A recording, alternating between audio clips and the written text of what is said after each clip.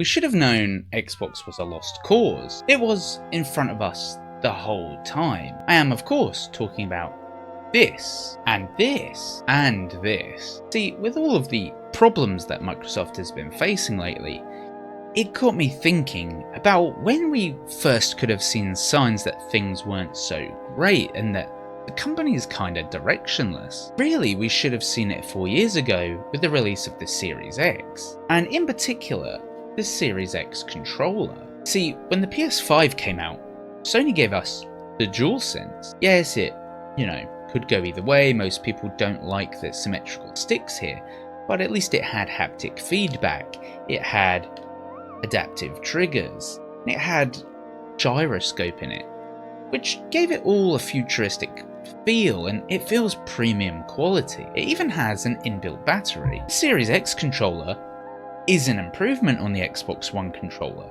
Most overlook how the thinner sides are actually nicer to hold, but it's the same thing that launched with the Xbox One over a decade ago. Yes, the triggers might have stippling on them and feel better, and it might feel better to hold, and it has a share button now, but you can still hear the clickety-clack, whereas the DualSense has a friction ring that stops it clacking. The button's also very clicky, and it doesn't have an inbuilt battery, which die-hard Xbox fans will say that's good because we can replace the battery, but frankly is just a money-saving technique from Microsoft. And this is when we really should have started to see that with this Series X there hasn't really been an update to it.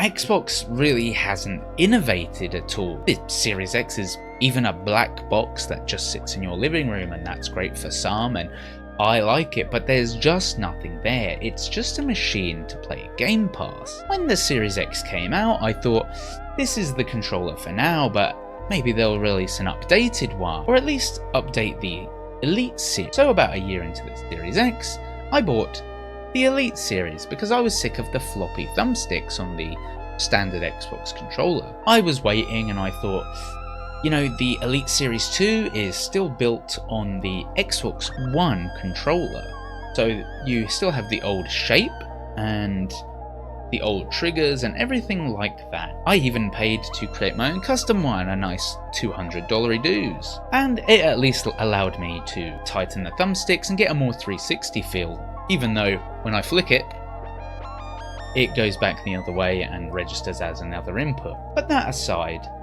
I had to spend all of this money to get a feature I wanted in an old controller. But I thought, at some point they'll release the Elite Series 3, which is based on the new Xbox controller, and that'll be fine. But they haven't. 4 years into the Series X, there's been no updates. And I think it's symbolic of how Microsoft has kind of given up with the Xbox console. I don't know if there will be a sequel to the Series X, and they certainly haven't given us a mid-gen refresh like the PS5 Pro, despite that being way too expensive. But these controllers are symbolic of their non-committal to the next generation. There's no innovation, and it just seems that Xbox wants to rely on Game Pass, selling more Game Pass and allowing you to play Game Pass in the worst place possible, streaming. But if we turn to Sony's DualSense, it's not all gravy. I would say that in some ways, especially the shape, it's a downgrade over the DualShock 4 from the PS4. I think it's too bulbous and strange at the top, but I have little girly hands. Yours may be big and manly, and so this might fit you better. But overall, the innovations of the DualSense kind of show Xbox's failures. You have friction rings, you have all the buttons that don't clickety-clack when you press them. You have a touchpad. It feels futuristic. The Xbox Series X controller, while it's passable, is just boring. And you may say it's just a controller, but how you play your games has a direct impact on how you experience them. And I find myself buying my games on PlayStation far more than Xbox because I really don't want to play on an outdated hunk of plastic that kind of removes me from the experience. For example, when I'm done playing, I can put my DualSense on the charging station. To begin with, you have to buy a battery pack for the Xbox controller. Then you have to plug it in with a USB cable all of the time. Sure, the battery lasts longer, but it's still really old school. And we're almost in 2025, so it's just got me thinking, where is Xbox going? What are they doing? And what is the next interesting thing they want to do? Even Nintendo has released an alarm clock, which might be expensive, but it's fun and Nintendo fans will buy it to have the voices from the game. But what is Xbox doing? They've had games like State of Decay 3 in development for years and years, and we haven't seen them. None of their promises have come to fruition. All of this is symbolized by the controller, and really their statement 4 years ago that we'll just give you more of the same.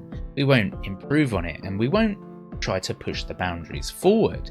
And that's been a through line in Xbox and Phil Spencer's leadership. Yes, Game Pass was a good deal, but then they price hiked it. But when you remove Game Pass from the equation, you just have to think, what has Xbox got going for it? And I have always been an Xbox fan. The games industry is in a rocky place at the moment, and all of the companies seem to be in some kind of hot water. So I'm not really sure what Xbox has planned, but what I am sure of is that we should have seen this coming, because 4 years ago, Xbox's failure was in plain sight.